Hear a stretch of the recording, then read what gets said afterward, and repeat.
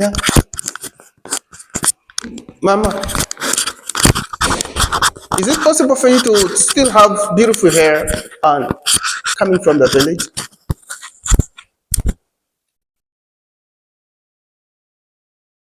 You go to the rural area and married, yeah?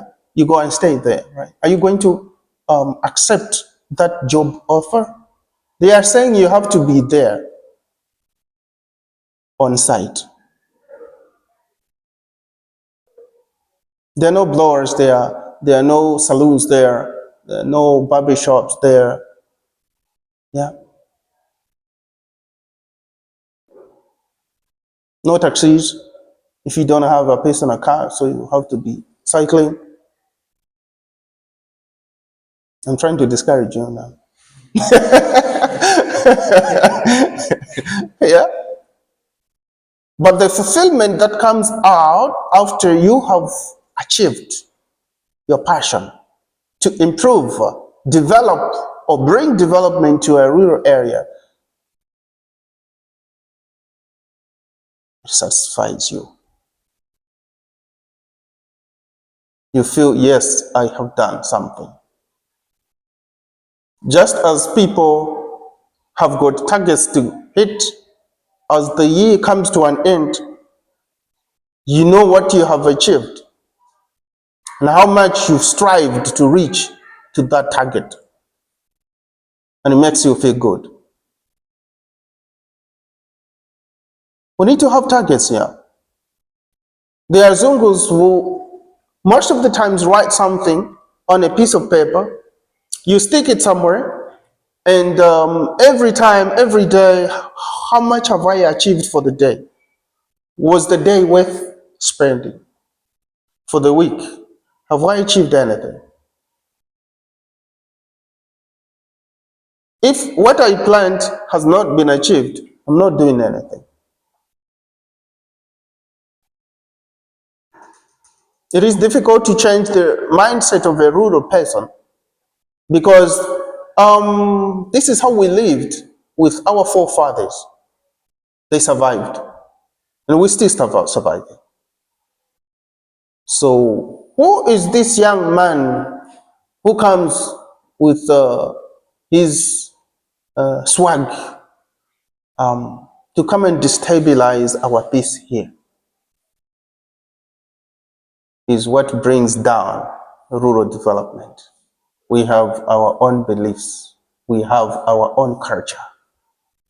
We have our own attitudes, our norms, the way of doing things. Actually, even our own traditional methods of doing agriculture. And you're saying we bring in agriculture, we are extending the modern methods of how to do agriculture. We know. So how best do you know? Would be an issue of accepting you now into this rural setup. In order for them to accept you, you need to convince them. In convincing them, we have a specific kind of language that you have to employ. Do you do communication? Huh? Business communication, right? Uh-huh. Have you done it already? Okay, good. How do people come to accept you that you have brought good news about improving their economic affair in their community? We get that one, right? So we've got a great job to do, a very big one. But before we continue, I'm sure we almost complete. It was just an introduction. Can we know each other? Timothy Kaiwarika. You don't want to be remembered when you die? It's important, you know. So we'll not put your face on the tombstone because actually even no tombstone. Yeah? You don't. Kaiwarika. Hi. I don't understand what was happening when you were being born that day. Like, what made, is it a surname by Walika? Oh, it's coming from, it doesn't affect you.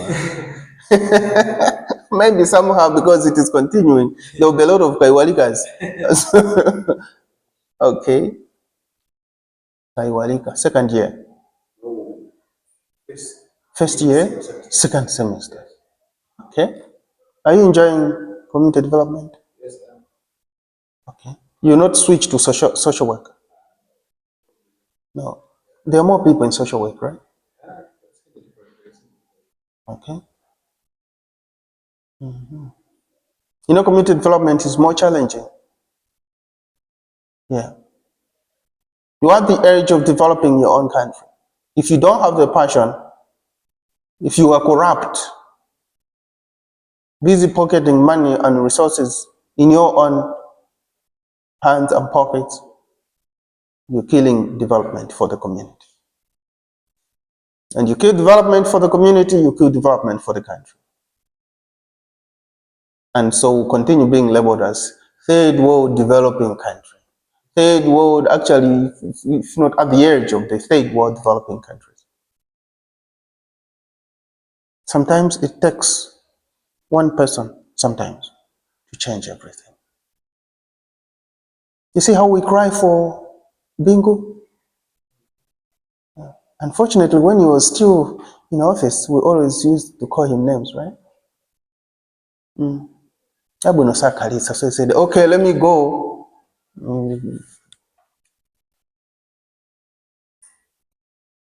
But if you look at the plans that he made for this country, we shall forever remember him. If you look at Kamuzu Banda, he had great plans.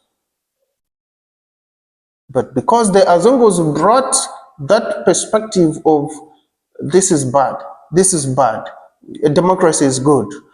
See what democracy has done now, selling the houses, what? And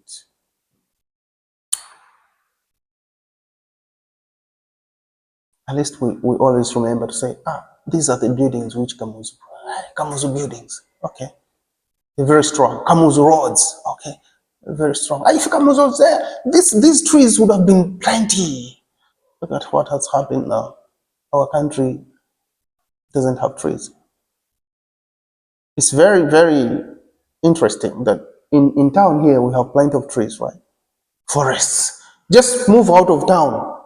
You're going to the plantain and shrubs. What happened? How do you bring rural development like that? The rains will just come and sweep the bare land and buildings that you're putting on the bare land. We have destroyed our communities.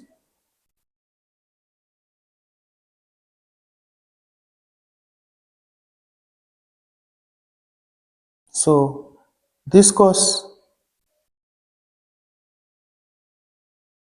is communal, but it also goes into politics. Because for you to bring change, you have to be strong, to stand for the truth. Mr. Kaiwalika. Okay? Next. Blessings. Nkwete. Nkwetesh. Gwedeza. Nkweteza. Bule. I'm sure you are famously known as Bule.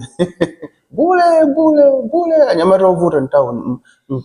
Muzet. Yes. What prompted you to join community development?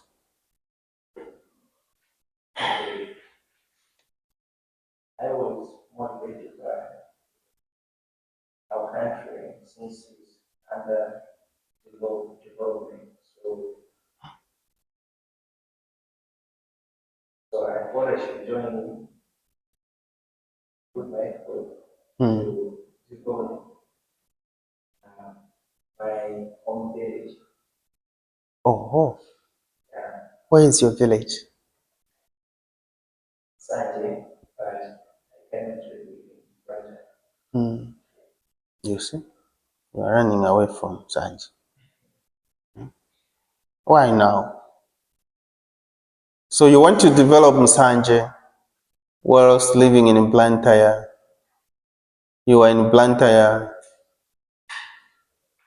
to give yourself a good foundation, financially, knowledge-wise, so that as you go back to Msanje, you'll be fully equipped with knowledge and resources and stay in Msanje. Stay in Msanje, right? Ah. The one who will start castigating you will be your girlfriend, your wife, by then. So, do you reason, Mr. Man? How can you look at me now? Check me out. You understand? You think I could go stay in your village so that people can eat me and my children? Are you going to combat that, to deal with that? And it all depends. It Mm. will depend on and Ah. If it would be the other kind of wife, you leave her? Divorce?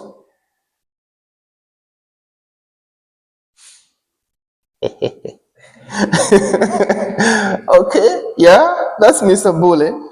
He wants to go back to his village so that he can prove he's the man of his words, the man of his village. You pray that they don't choke your bones. Because in our villages, normally we feel good when we are at the same level.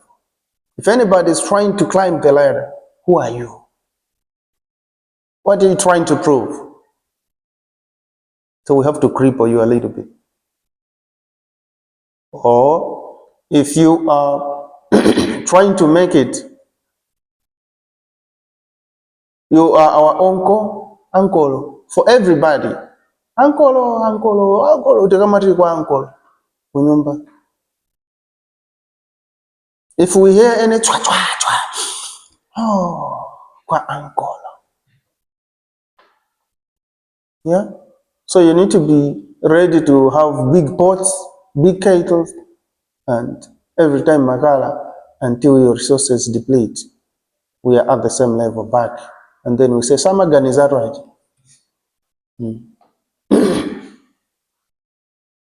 That's the rural mindset, which we have to change. When resources are shared unequally, it's very difficult to bring or talk about rural development, because most likely there will be a PhD somewhere. A lot of PhDs, huh? You know them? Pull him down, pull her down, pull him down. Mundigaire is a tradition which our beautiful one does not do that. Most girls do it, you know. You greet someone, say, how are you? I tell you, "Eh, I'm fine. Only bando." Are we talking about a bando here? Bando ya tani. Eh? I just wanted to find out how you are doing, right? So the how I'm doing is bando. A normal man would say, oh, there, let me close this, block this number. Unless you want your money to be chopped, because it will start with a bundle, and from bundles you need to take me out now. But I'm your fellow student now. You're a man. Aside being a student, you're also a man, right? Yeah. Um, pull him down. When your resources are done, somebody else is going to come. Um, Community rural development. We need to think in an advanced way, not allowing situations to take advantage of us, but we need to take advantage of situations. Are you good? Eh? Anywhere you can become rich, anywhere. In the rural area, that's where there are cheap resources. Here we're striving for land, struggling, scrambling for land. Yeah? How much is it? You go into a rural area and you establish your business there. Life is cheap. But all we want is to be in town, for whatever different reasons that we have. Others genuine, others ungenuine.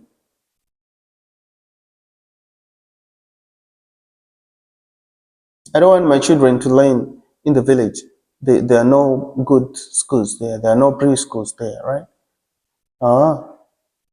Kodi family tena ambao punzira standard 1 siti namalize siti napita nawo ku university lero siti tibantugwira ntchito.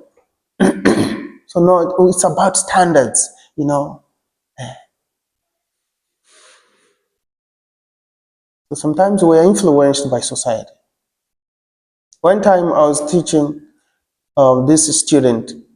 After knocking off, he gave me a lift, and he asked me, "Where do you stay, sir?" I said, I stay in Jersey. Ah, why? I said, what? No, you're not supposed to stay in Jersey. That's my village. Ah, no, you have to move out. You're a lecturer. So, yeah, you have to to live good. Oh, no, I'll look for an apartment at least for you so that you can move. There are a lot of apartments in Area 40. I said, okay. Now, to the mind of the student, it's like, you have this qualification, you have this title, you deserve better, right?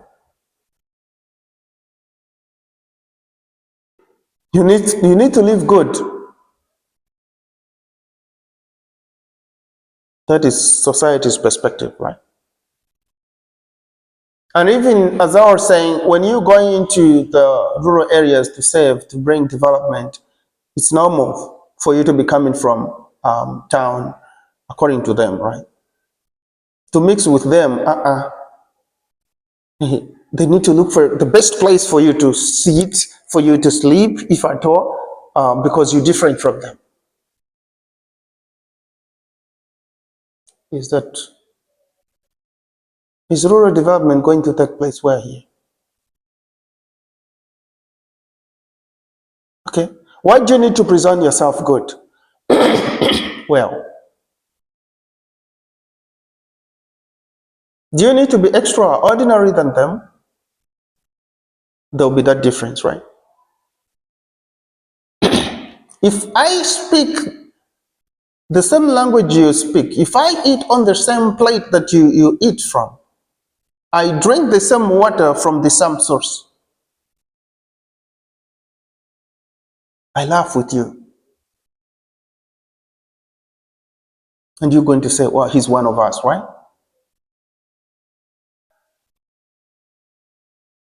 Have you been to another country and then you see somebody speaking your language, and even if you never interacted, you see a relative there, and you get interested to getting closer and closer to find out who is this person who is speaking my language, because my language gives me identity.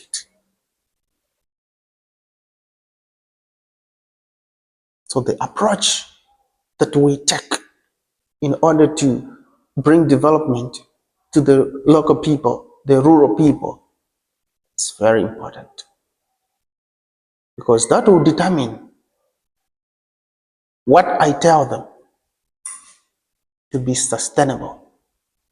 The development that I take there should be sustainable development. That we are going to utilize the resources now, and tomorrow our grandchildren, the children and our grandchildren that are coming, should also use them. improve them for the benefit of the other generation to come. That's sustainable what? Development. We are not depleting the resources, we're just using them cautiously for the sake of others to use as well. That shows we love our community, we love our country.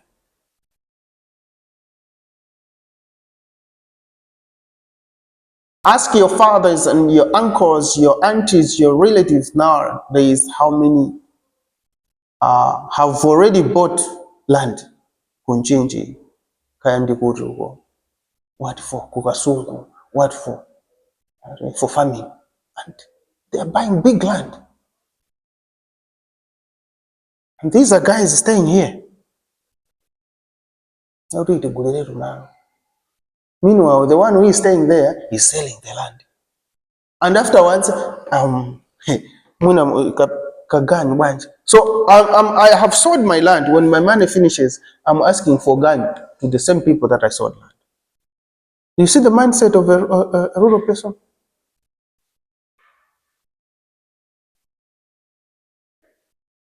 These are the people we're saying are sick.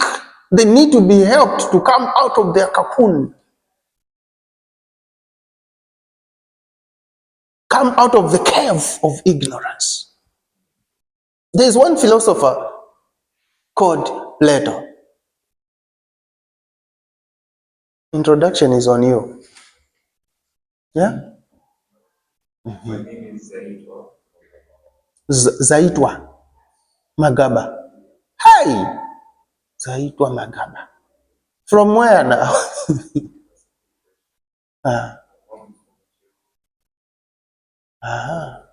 Zaitwa Magaba. You know what kuitwa is? Kuitwa. What is Zaitwa? Thank you. Hi, Zaitwa. They were thanking who? For your birth. You would have not been born, my friend.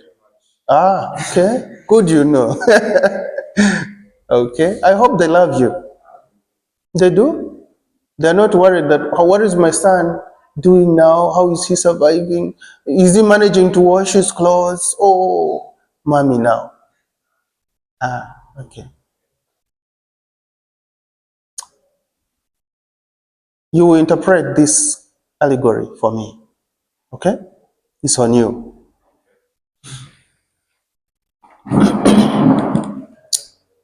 There are people, okay, in this cave. It's a cave. We understand the cave, right? So be in that.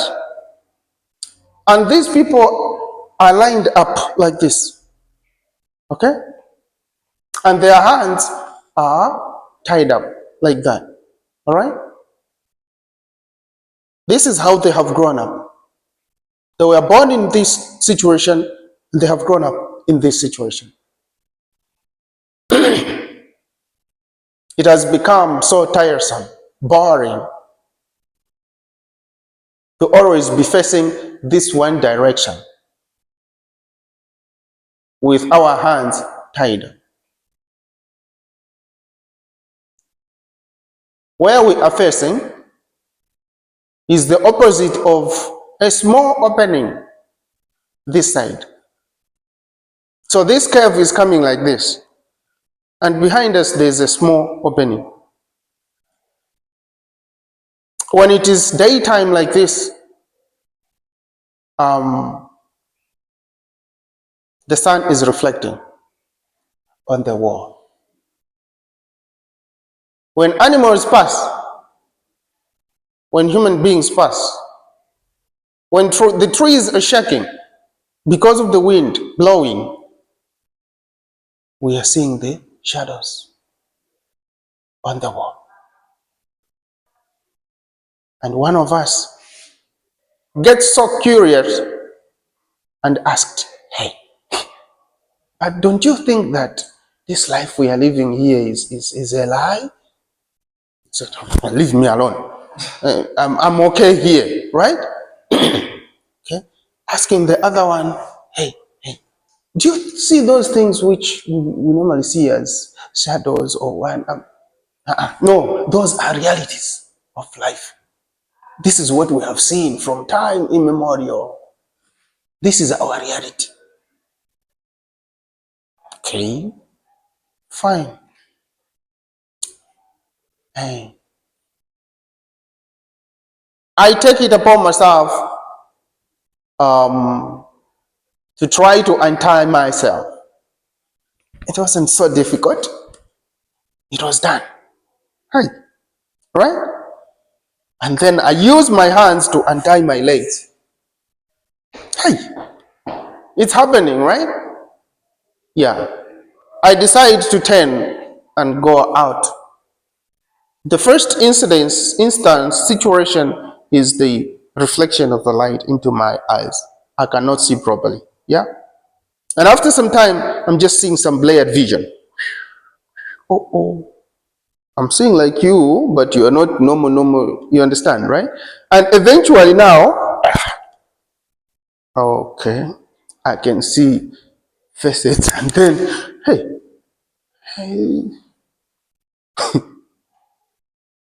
human beings like me,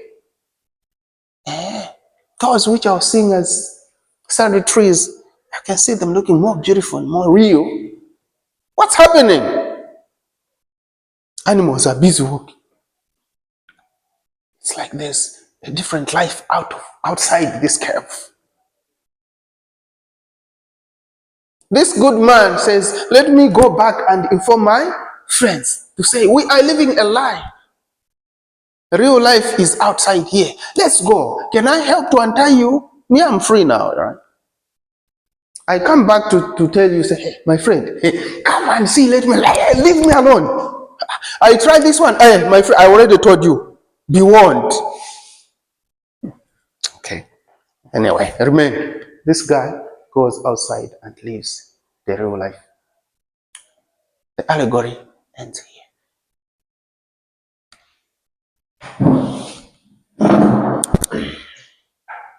What does this allegory or story teach us? In line with community development via rural development. Yes, sir.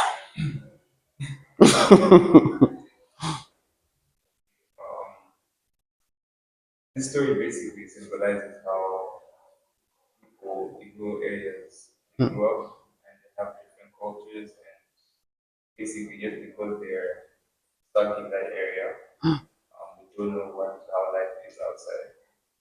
So the person who broke free at first symbolizes one of, let's say, one of the members of that rural area who had the opportunity or had the mindset to think outside what is just, what they grew up with. So basically, when he found out about how life is outside, um, he tried to tell his fellow community members about the life outside. But since, like what you said earlier, since that's how people grew up and that's what their forefathers taught them, it's very hard for you to, start doing what's outside.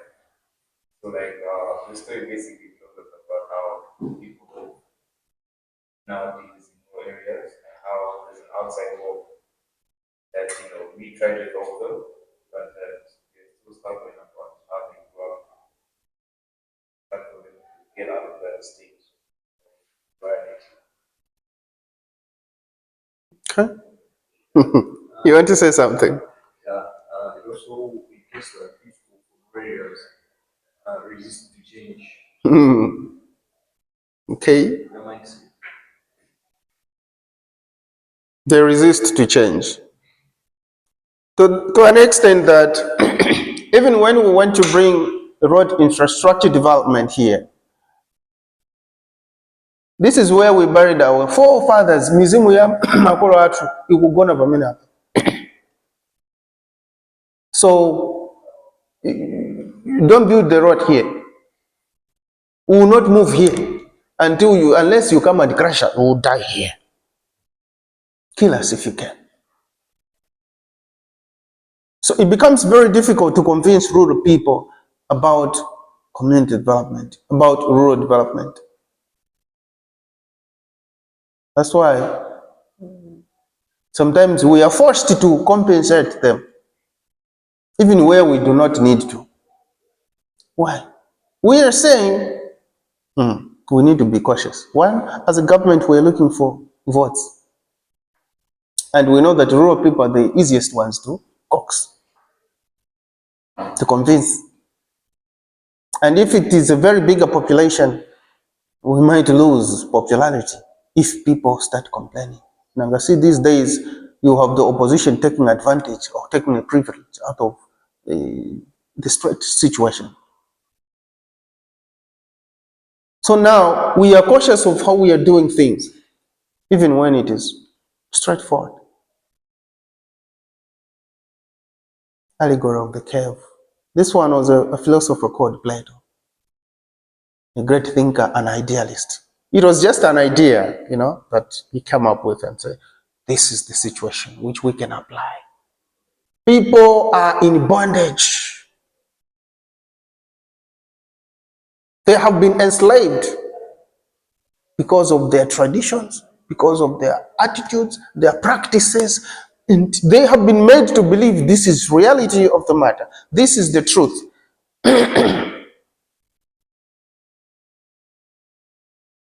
Not that they do not love God life. They do. But there is a certain way things are happening in this rural area that um, instills that satisfaction in them that it is okay to live like this. One time going to Blantyre, passing through a certain village along the road, this man is early in the morning. This is 10 o'clock. He's even folded his hands and legs, sunbathing. Oh, why? Tinalima kalekale ni red season, ndi nthawi yopuma. Anzathu manjoya. You are busy working here day and night. Huh? Monday to Monday, Sunday to Sunday. Anzanotuuza zinaenda kalekale. They are listening to the radio here. They know what is happening politically. If they are to sit here and explain to you, my friend, hey, is the rural development that we are bringing to you just about listening to the radio?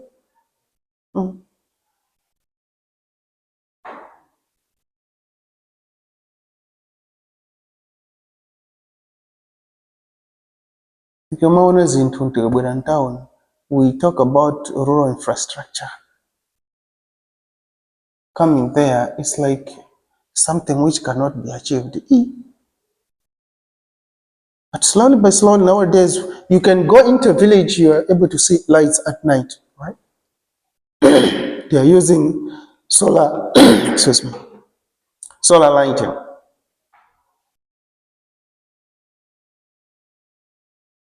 Zabuna mazifuna. Because sometimes we are challenged even by our local friends, local people, if we are to go to a milestone to bring change.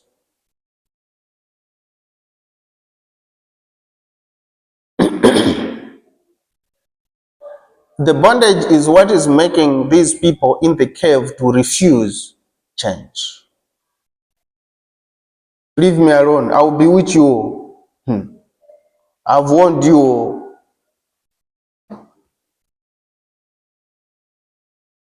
Taiona mene de ineyo kuti ndipeze mtendere wanga ndingokuchokera nimo mmudzi mwanu ndipite ku town. After all, ndinaphunzira atu. I didn't go to school to come and live in the village. That is coming out of frustration. Ndinayesetsa zakanika.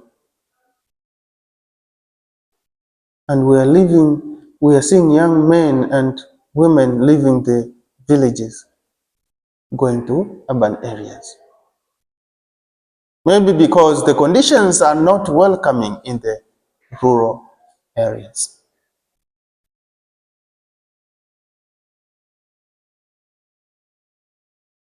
How else can we comment on the Plato's allegory of the cave? There are people who believe chimene ndikudziwa ineyo ndi chimene chocho. That's the truth of the matter. And you don't know anything that you can tell me something for me to change. What I know, I know. Have you been to a rural area where you find kamuntu zimene akulankhula about that? Yes, benefits, and others are busy listening. Okay, very interesting. Komandi madoro amoods, those guys. And when you come there, you are coming as a threat. Hey, I'm already famous in my territory. Who are you? Do we watch Nigerian movies how the local village champion struggles when there's a town boy who has come with a car? Who does he think he is? Hey, threatening our girls. Me, I will show him also. You will show who? Hey, you think you have got a lot of muscles. Your friend just removes what? Hey, I'm sorry. I'm sorry. And then you start complaining, this town boy now. You know.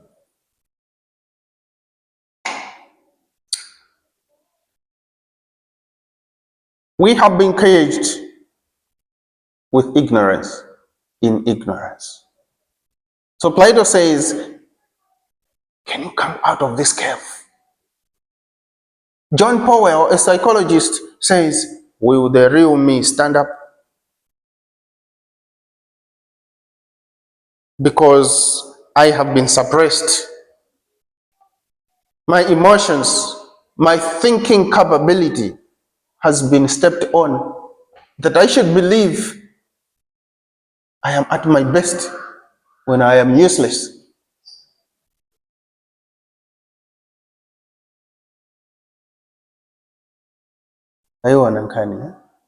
As we continue with the introduction, Madam, finish it now. Belita? Verite. Is it an Italian name? It is, right? Okay. Verite. Banda. Okay. Why community development?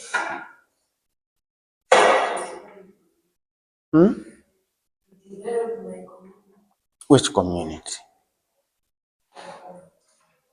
Hey, which one is your home?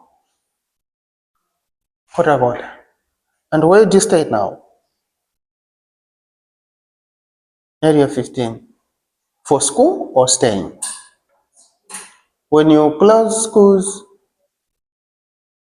you go to area what? When you close schools? Kotagoda. Okay. Good. So you don't have any stoppage somewhere? You have? Yeah. Okay, come in.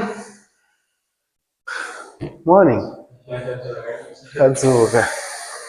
Anyamata wafuna kumoka. Yeah.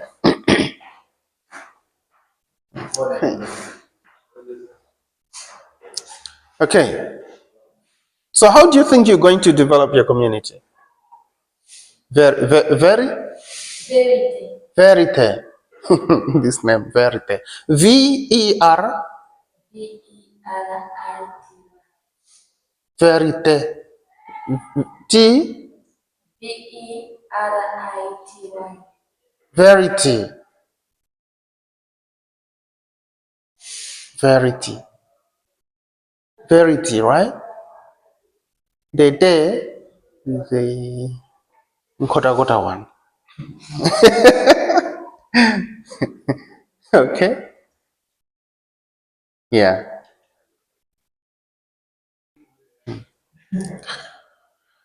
Ndikuimbira nthawi ina ndili mkalasi apa. Yeah. So how are you going to veritize your community?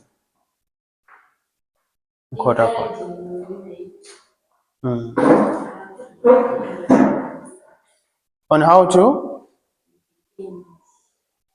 On themselves. By themselves.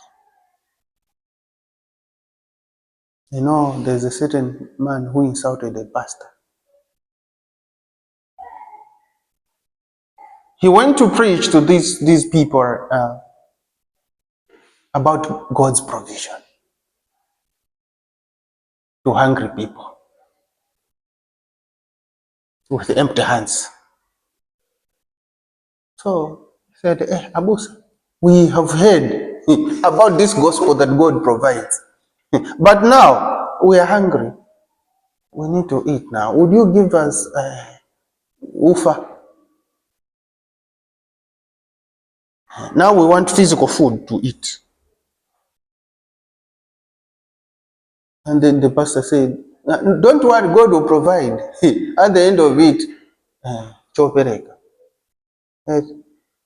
You don't enter and come out of God's house without sowing the seed now. Who is reaping? We take the little we give you, you go and buy bread. Us who is begging, who are begging for that bread.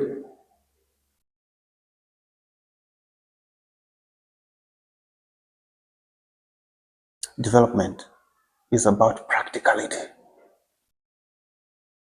With words, yes, we feel good now. That's the kind of group counseling first step. Second, we need action. There's a certain man who was given a nickname as Mr. Action. Why? Amamenya. Yeah, akakalipa basi, akakumudwa, run for your life. Otherwise, what will follow will be action now. You know?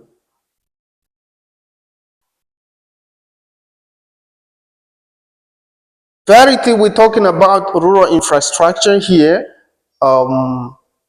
And when we talk about rural infrastructure, we are bringing the kind of development which involves building. We have to put up a structure somewhere. And we're seeing change taking place, different from the way this place was.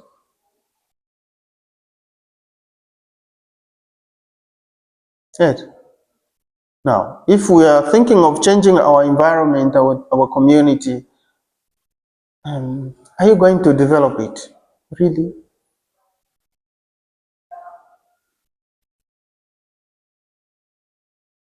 Why is it called community development?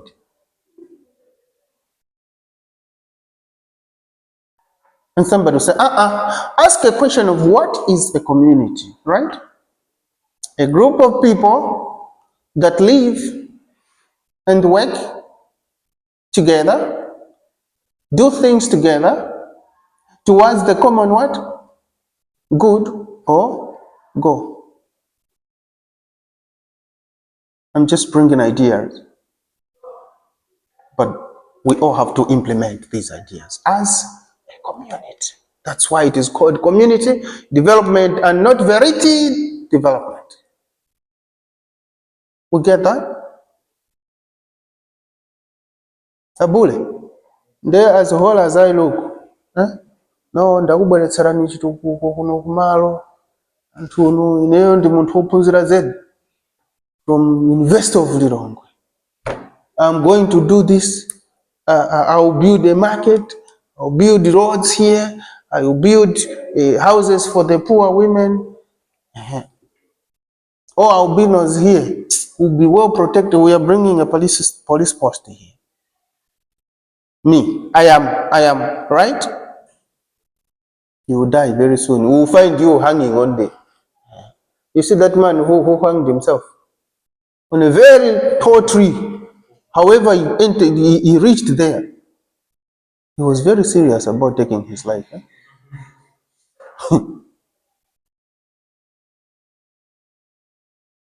How is it now? We overdo things. Eh? We have ideas. If I were to ask you one by one, say, community land, how are you going to develop it? Your rural area, how are you going to develop your village? Huh. You come up with a very good proposal. But implementation, even if you have the monies, you cannot do everything alone. And that's why it's called communal development. People have to lend hands. Why? It is like what Karl Marx said. Have we ever heard of Karl Marx? No, I mean what Emile Durkheim talked about, or Auguste Comte, a sociologist, Auguste Comte. Auguste Comte talked about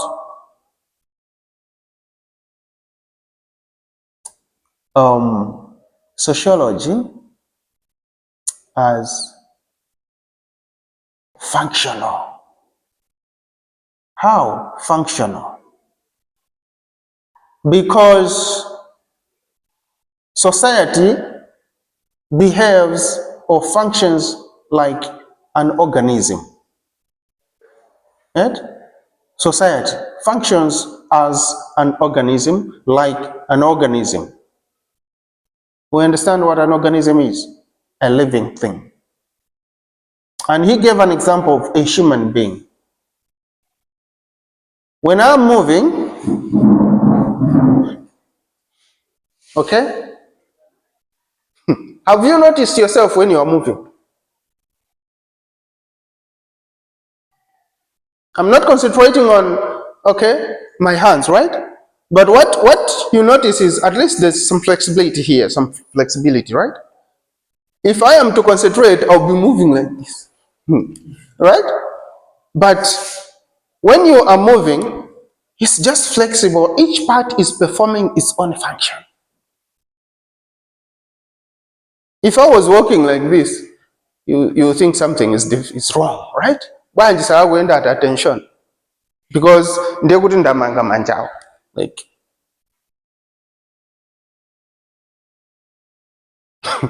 you walk freely, unknowingly, I'm free. Now, it so happens that as I'm walking, right? And normally when we were young, especially boys, you find that because I was playing football now, and then you are limping like that, right? Now, if I am to ask you, how are you? I'm a little bit okay. Why are you not saying, I'm fine, but this toy is not okay?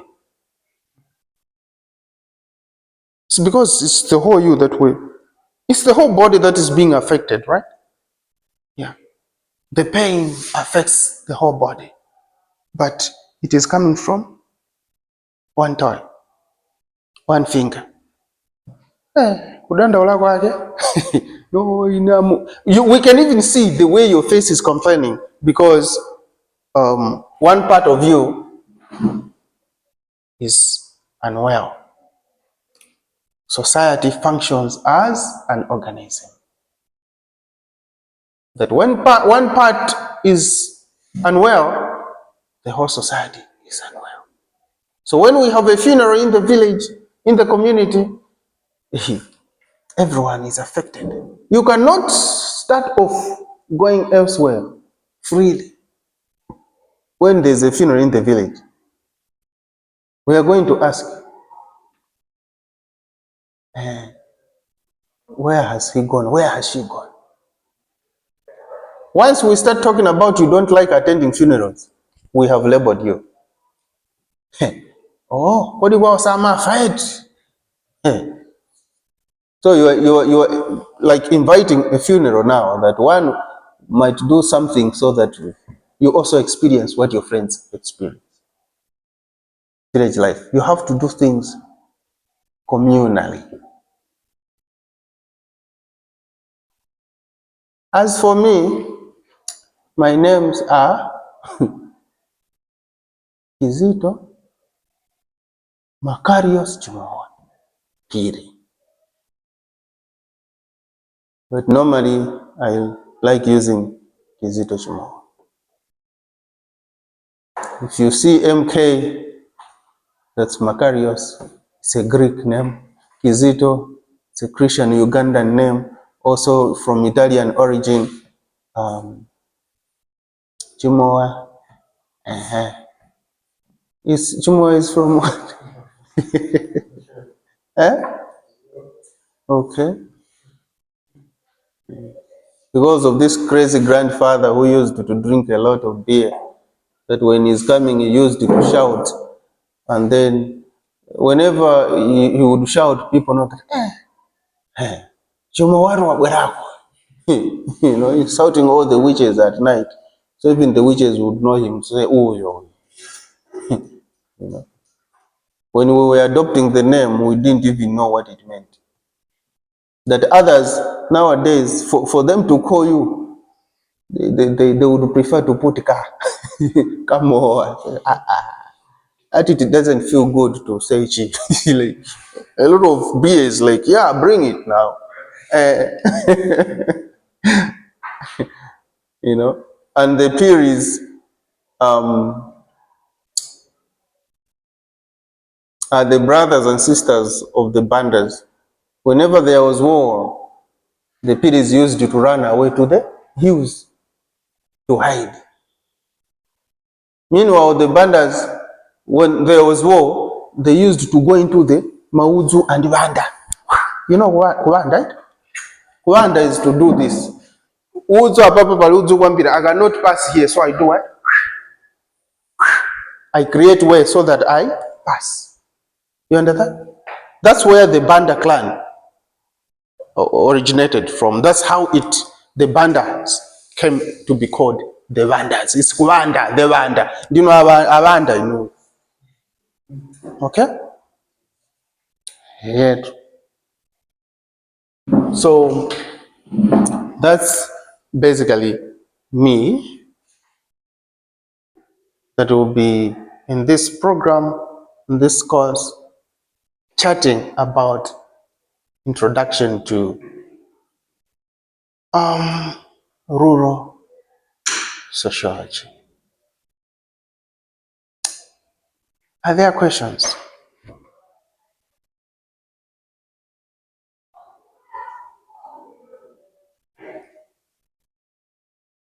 Do we think this course is good? Eh? Eh. Okay.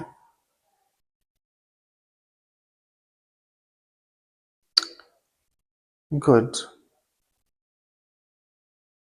Now, did you finish about rural infrastructure? You did? Huh. That was good. Have you already been given your papers? No?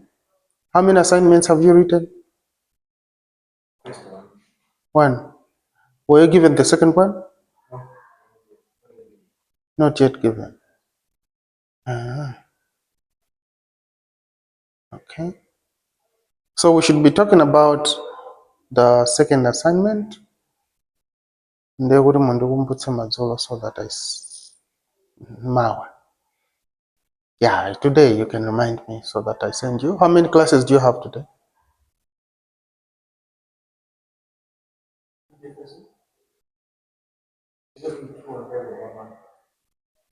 She's having two and one. This one only. You know Azungwer. Thursday from 8 to 10, you have a class. Ah, very bad for me. I normally am around from 10 to 12. 1 to 3, 3 to 5. So I thought maybe would be having a class again from morning up to around 10 or 9:30. But that's fine. This is good as well. Yeah.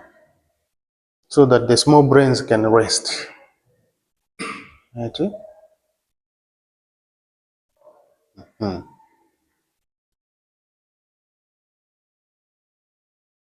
So when we were looking at rural infrastructure, where did we touch? There were issues, for example, to talk about water supply, yeah, issues to deal with road infrastructure, right? Rural electrification, right? Um, markets, um, industries into the rural areas, which would buy local resources from local people, process them in that same rural area, and export them. So there is a company that is ready to buy farming inputs or other materials, resources from this rural area, and are able to sell them out because they are connected. What is happening? How are we developing as a rural area because of social amenities like hospitals, schools? How are we developing in the rural area? Health facilities. Somebody will tell you that those days women were dying on the road towards delivery, but nowadays medical facilities are nearby. So our women are, what have we done to the death rate toll?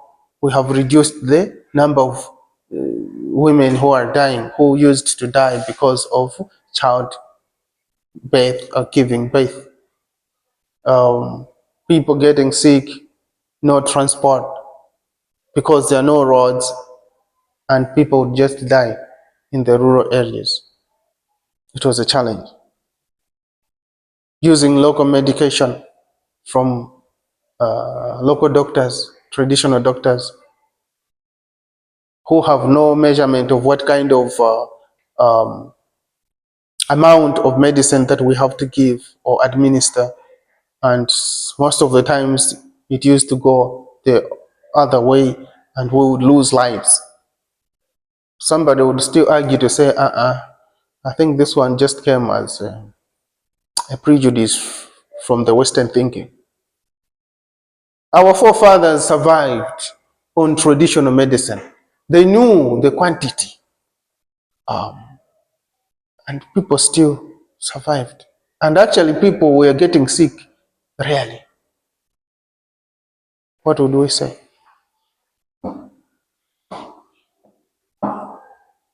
We have discarded traditional medicine. That if I saw you today busy plucking and digging roots of, I think something is wrong with you, right?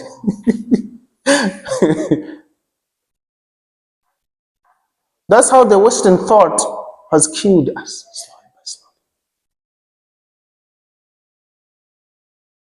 Eventually, we have started depending on them, even for our own local Panadol.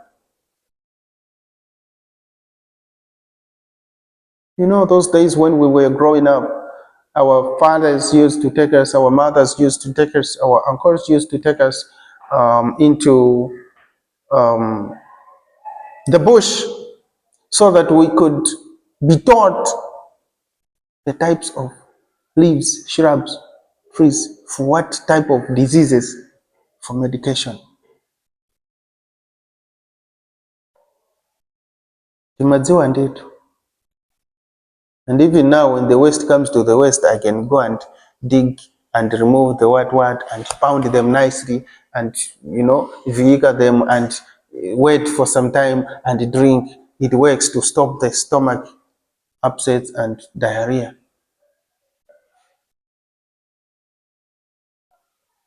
But in Ditu Mankwara traditional, we normally say they are instant.